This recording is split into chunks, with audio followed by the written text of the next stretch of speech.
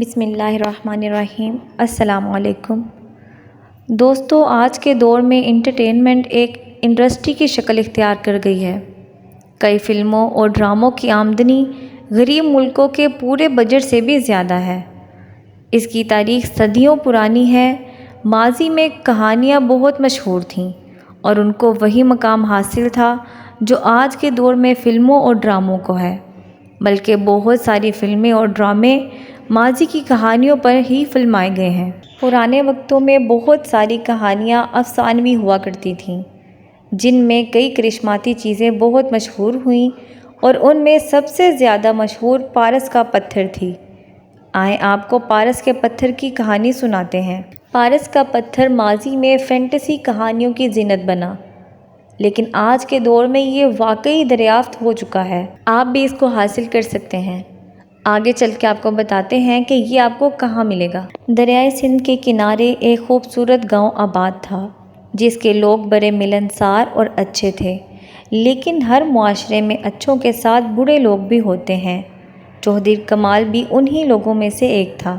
یہ ایک لالچی اور خود غرض انسان تھا، جو ہر وقت دولت اکٹھا کرنے کے فراق میں لگا رہتا۔ یہ بد تہذیب اور اکھر مزاج تھا۔ اس سے تقریباً گاؤں کے تمام لوگ تنگ تھے، لیکن اس کے شر سے بچنے کے لیے اس کے منہ پر چوہدری کمال صاحب کہہ کر پکارتے، جس سے وہ بہت خوش ہوتا۔ لیکن جیسے ہی وہ وہاں سے جاتا تو اس کی پیٹھ پیچھے ہنستے اور اس کو کالو کمالو کہہ کر مذاق اڑاتے۔ گھر والوں نے تو اس کا نام کمال رکھا کہ یہ بڑے بڑے کام کرے گا، لیکن وہ اپنی حرکتوں کی وجہ سے کالو کمالو کے نام سے مشہور ہوا۔ جس کا علم اس کو بھی بخوبی تھا، یہ ان سے بغض بھی رکھتا، لیکن اپنا فائدہ اٹھانے کے چکر میں ان سے لڑائی نہیں کرتا۔ اس کی بد تہذیبی سب سے زیادہ ہادی صاحب کو متاثر کرتی۔ ہادی صاحب رکھ رکھاؤ والے، انتہائی تہذیبی یافتہ اور اعلیٰ اقدار کے مالک تھے، جو کہ گاؤں کے بچوں کو پڑھاتے تھے اور ساتھ ہی ساتھ گاؤں کے لوگوں کے دکھ سکھ میں شریک ہوتے تھے۔ اس طرح گاؤں کے لوگ ان کی بہت عزت کرتے تھے اور اتفاق سے وہ کمال عرف کمالو کے پڑوسی تھے۔ کہاں ایک انتہائی اعلیٰ تہذیب یافتہ معزز شخص، اور کہاں بد تہذیب یہ کمالو، جو گھر میں ہر وقت بیوی بچوں سے لڑائی جھگڑا کرتا رہتا اور گھر کے باہر بھی لوگوں سے لڑنے کے بہانے ڈھونڈتا اور سب لوگوں سے جارحانہ رویہ رکھتا۔ ہادی صاحب نے کئی دفعہ اس کو اچھے انداز میں سمجھانے کی بہت کوشش کی، مگر اس کا سافٹ ویئر اپ ڈیٹ نہیں ہوا۔ یہ بات بھلا اس کو کہاں سمجھ آنی تھی۔ ہادی صاحب اس کی شرانگیزی سے تنگ تو تھے، لیکن درگزر اور بردباری سے کام لیتے۔ ویسے تو کمالو انتہائی کنجوس آدمی تھا، مگر کبھی کبھار دکھاوا کرنے کے لیے خرچہ بھی کر لیتا تھا۔ ایک دفعہ اس نے کسی مجبور انسان کی ضرورت کا فائدہ اٹھاتے ہوئے اس سے سستے داموں اونٹ خرید لیا اور دل ہی دل میں خوش تھا کہ مجھے بکرے کی قیمت میں اونٹ مل گیا ہے، اس کو میں قربانی کے لیے رکھ لیتا ہوں۔ پورا علاقہ دیکھے گا کہ چوہدری کمال نے بڑی قربانی لی ہے اور سب سے بڑا جانور اس کا ہے، اور اس کو لا کر گلی میں باندھ دیا۔ ہادی صاحب کا گھر بھی سامنے ہی تھا، ان کو بھی کافی تنگی ہوتی، مگر وہ خاموش رہتے۔ اب کمالو سارا دن گلی میں ہی رہتا اور آنے جانے والے لوگوں کو کہتا کہ دیکھا میرا اونٹ، دیکھا میرا اونٹ۔ ہر وقت شیخی بگاڑتا رہتا۔ کبھی کسی کو کہتا بتاؤ اس میں کتنا گوشت نکلے گا، اور وہ بار بار اونٹ کو اٹھاتا، کبھی بٹھاتا، کبھی ادھر لے جاتا، کبھی ادھر گھمانے لے جاتا۔ قیاس کر سکتے ہیں کہ اونٹ بھی اس کی حرکتوں سے تنگ آ چکا تھا، کیونکہ جو بھی جانوروں کو تنگ کرتا ہے، جانور بھی اسے اچھا نہیں سمجھتے۔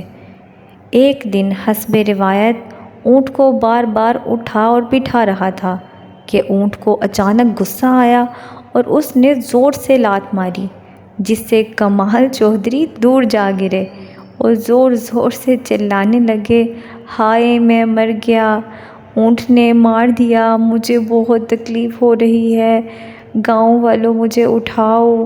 دیکھتے ہی دیکھتے گاؤں کے سب لوگ اکٹھے ہو گئے کچھ تو اس کی حالت سے محظوظ ہو رہے تھے اور دل ہی دل میں خوش تھے کہ اس کے ساتھ ایسا ہی ہونا چاہیے تھا۔ ایک دو نے تو جملے بھی کس دیے کہ جو کام ہم نہ کر سکے اس پیارے سے اونٹ نے کر دیا، اور آوازیں بلند کرنے لگے، کالو کمالو مر گیا۔ پورے گاؤں میں خوشی کی لہر دور اٹھی۔ چونکہ ہادی صاحب بہت نیک اور اچھے انسان تھے، انہوں سے کمالو کی یہ تکلیف نہیں دیکھی گئی۔ وہ آگے آئے اور انہوں نے لوگوں کو منع کیا کہ کسی کی تکلیف پر خوشی نہیں منانی چاہیے، اور انہیں اپنی گاڑی میں بٹھا کر ہاسپٹل لے گیا اور وہاں سے ان کا علاج کروایا اور واپس گھر لے آئے۔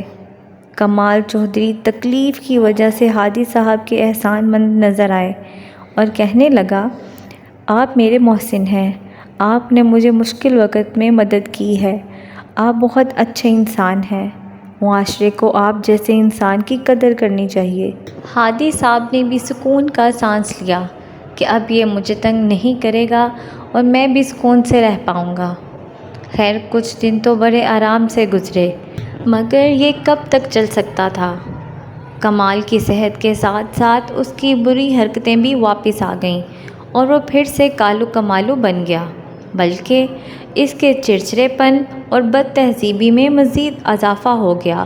ایک دن تو اس نے حد ہی کر دی، ہادی صاحب سے لڑنے ان کے گھر تک چلا گیا اور اونچی اونچی آواز میں انہیں برا بھلا کہنے لگا۔ خیر ہادی صاحب ایک اچھے انسان تھے، انہوں نے پھر سے خاموشی سے کام لیا اور درگزر کر دیا اور اسے سمجھا بجھا کر واپس بھیج دیا۔ گاؤں والوں کو جب یہ بات کا علم ہوا تو انہیں بہت دکھ ہوا کہ ایک نفیس اور تہذیب یافتہ آدمی کے ساتھ یہ سلوک اچھا نہیں، اور سوچنے لگے کہ کس طرح ہادی صاحب کو کالو کمالو کے شر سے بچائیں، لیکن ان کو کوئی راستہ نہیں مل رہا تھا۔ وہ سخت پریشان تھے۔ اسی دوران وہاں سے بابا شرفو کا گزر ہوا۔ وہ انتہائی ذہین اور زمانہ ساز آدمی تھا۔ وہ مسکرایا اور کہا، یہ تو بات ہی کوئی نہیں، آج کے بعد شر تو کیا یہ ہادی صاحب کی خدمت میں ہی لگا رہے گا۔ یہ بات کہہ کر وہ وہاں سے چلا گیا، اور واقعی کچھ دنوں کے بعد پورا گاؤں حیران تھا جب انہوں نے اپنی آنکھوں سے دیکھا کہ کمال دن رات ہادی صاحب کی خوشنودی میں لگا رہتا ہے۔ اس نے پوری گلی صاف کروائی اور اپنا اونٹ بھی ہٹا دیا، اور اس کے بعد شور شرابہ بھی بند ہو گیا۔ سب لوگ حیران تھے کہ یہ واقعی ایک اچھا انسان بن چکا ہے یا یہ بھی اس کی ایک چال ہے۔ ایک دن پورے گاؤں کے لوگوں نے بابا شرفو کو گھیر لیا اور ضد کرنے لگے کہ آپ نے ایسا کیا فارمولا لگایا یا کیا حکمت عملی استعمال کی کہ اتنا شرپسند آدمی اچانک اچھا بندہ بن گیا۔ بابا شرفو مسکرایا اور کہنے لگا کہ وہ اچھا بندہ نہیں بنا، یہ سب وہ اپنے لالچ میں آ کے کر رہا ہے۔ چونکہ وہ ایک لالچی انسان ہے، اس لیے میں نے اس کے لالچ کو اس کی کمزوری کے طور پر استعمال کرتے ہوئے اس کو بتایا کہ ہادی صاحب کے پاس پارس کا پتھر ہے، اور وہ جس چیز کو بھی لگاتے ہیں وہ چیز سونا بن جاتی ہے، اور میں نے کہا کہ کاش وہ پتھر میرے پاس ہوتا تو میں ہر چیز کو سونا بنا بنا کر امیر بن جاتا اور ڈھیروں دولت جمع کر لیتا۔ یہ بات سننا تھی کہ گاؤں کے سادہ لوگ بھی اس بات کو سچ مان بیٹھے، اور سب لوگ ہادی صاحب کے گھر پہنچ گئے۔ ہادی صاحب پریشان ہو گئے کہ پہلے ایک مصیبت کیا کم تھی جو یہ سب بھی چلے آئے۔ کوئی ہادی صاحب سے کہتا کہ میرے برتن سونے کے بنا دو، کوئی کہتا کلہاڑی سونے کی کر دو، کوئی تو اناج کے کھیت سونے کی کروانے کا کہتا، اور تو اور دتو کمہار تو اپنا گدھا ہی لے آیا کہ اس کو بھی سونے کا بنا دو۔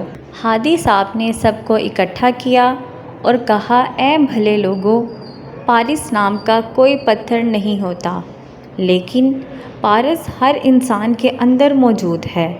اگر وہ اس کو دریافت کر لے اور فائدے میں لے آئے تو ہر چیز کو سونا بنا سکتا ہے۔ آپ اپنے اندر چھپی ہوئی مہارت کا استعمال کر سکتے ہیں اور اس مہارت کے ذریعے خود تو مستفید ہوں گے اور ساتھ ہی ساتھ معاشرے کو بھی فائدہ دیں گے۔ یہ کسی پارس کے پتھر سے کم نہیں۔ آپ سافٹ ویئر انجینئر بنو، ریسرچر بنو، نئی ایجادات دریافت کرو، یہی اصل پارس ہے۔ جس دن آپ نے اپنی اصل طاقت کا استعمال کیا، اس دن جس چیز کو ہاتھ لگاؤ گے وہ سونا بن جائے گی۔ اگر پارس پتھر جیسی کوئی چیز ہوتی تو وہ پہلے خود سونا بن جاتی، وہ تو پتھر رہتا ہی نہیں۔ تو بچوں، آپ سب بھی مجھ سے وعدہ کرو کہ اپنے اندر کے پارس کو دریافت کرو گے اور اسے اپنی اور ملک کی فلاح و بہبود کے لیے استعمال کرو گے۔ ایسی مزید نصیحت آموز کہانیاں اور واقعات سننے کے لیے ہمارے چینل کو لائک اور سبسکرائب کریں۔ ملتے ہیں اگلی ویڈیو میں، تب تک اللہ نگہبان۔